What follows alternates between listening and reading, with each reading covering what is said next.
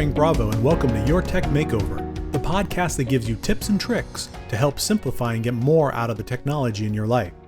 Today's topic is essential and affects us all. It's online security. In the digital age, staying safe online is paramount.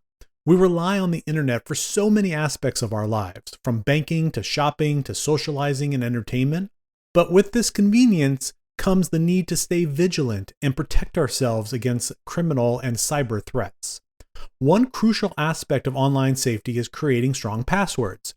If you haven't already, I highly recommend you checking out my 2-part episode on passwords. You can find them on the website, yourtechmakeover.com, and wherever you're listening to this episode. This episode talks about valuable tips for crafting passwords for whatever you're trying to do that are tough to crack, yet easy to remember. As a recap, a good password should be at least 12 characters long, contain a mix of upper and lowercase letters, numbers, and special characters. Avoid common phrases and personal information that could be easily guessed. Regularly changing your password and using different ones for each online account is also an important step to safeguard your digital identity. But if you've heard me talk before, you know all that. Let's move into another growing concern: fake websites and phishing emails. Cybercriminals are becoming more and more sophisticated in their attempts to deceive an unsuspected user. They create websites that look remarkably similar to the legitimate ones, hoping to trick you into sharing your sensitive information. Same goes for emails. They can impersonate a trusted organization to obtain your personal details.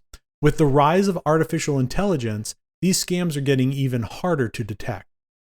In the last couple of years, AI, or artificial intelligence, has played a large role in these online scams, particularly phishing attacks. Cybercriminals are now using AI to create even more convincing fake emails and websites, mimicking the tone, style, and even the language patterns of legitimate organizations. So how can you spot these AI-powered spam? One way is to pay attention to the website's URL. Scammers may use slight variations or misspellings of popular websites, so always double-check the domain before entering any sensitive information. For example, instead of Amazon.com, a fake site might use a 0 instead of the letter O in the word Amazon. When it comes to email, if there's any question, check the sender's address. Bad emails often come from slight variations or misspellings of the company's domain, as I mentioned earlier, but be wary of unexpected attachments, urgent requests for information, poor grammar, as these are all telltale signs of phishing attempts. AI-generated emails may look more polished and may be well written, but it's also important to rely on other verification methods, like contacting the organization directly through an official channel to confirm the legitimacy of any of these messages. Another thing to watch out for is spear phishing, which targets attacks aimed at specific individuals or organizations. These attacks often use AI to gather personal information from social media, making the messages appear even more convincing. For example, a scam email might reference your job title, your company, your boss, or an online purchase, making you more likely to fall for the trap.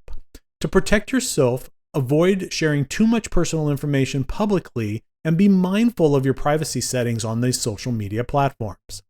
In all these cases, consider where you're getting the message.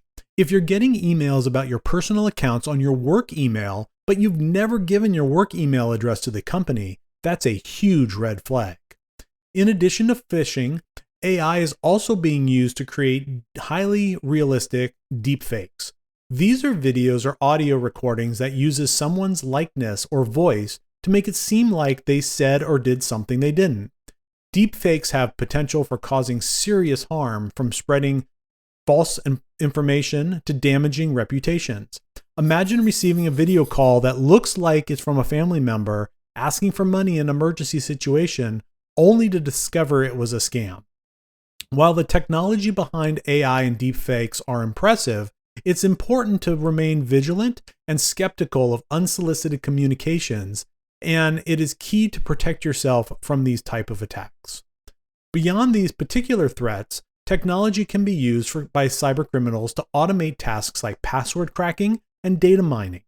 Because technology has gotten more advanced, attackers can easily break weak passwords or sift through data of leaked information. This is another reason why creating a strong, unique password and using multi-factor authentication are both good steps to make sure your accounts are secure. Another aspect of online safety involves your software and devices and keeping them up to date. Many attacks we've discussed exploit security vulnerabilities of outdated software. Whether it's your smartphone, your laptop, or apps that you use daily, keeping everything up to date ensures that you have the latest security patches in place. In the library of episodes, you'll find one that I did about keeping your software up to date. If that's interesting to you, you should go check that out. Finally, using a VPN or virtual private network can add another layer of security to your online accesses, especially when using public Wi-Fi networks. A VPN encrypts your information, making it harder for hackers to intercept your data when you're browsing on unsecure networks like those at a coffee shop or at an airport. VPNs are especially useful when accessing sensitive information such as your bank account or work documents while on the go. While it's not super common to have these kind of systems broken into, it does happen. Remember that staying safe online is a shared responsibility. By creating strong passwords, being vigilant when interacting with websites and emails, staying aware of AI-driven threats, and keeping your software up to date, you can significantly reduce your risk of falling victims to cybercrimes. So, do you feel like you're safe online? Let me know how you're doing, and as always, if you have ideas for topics that you'd like me to cover, please feel free to contact me via email at frank@yourtechmakeover.com. That's it for now. Thanks for listening to Your Tech Makeover. If you haven't already, make sure you follow the Facebook page at facebook.com/yourtechmakeover. That's where I'll break down this and other episodes. And before I go, I wanted to remind you to subscribe to this podcast on your favorite podcast platform so that you don't miss an episode. You can also check out yourtechmakeover.com, where you can see more information about each episode and various places where you can listen.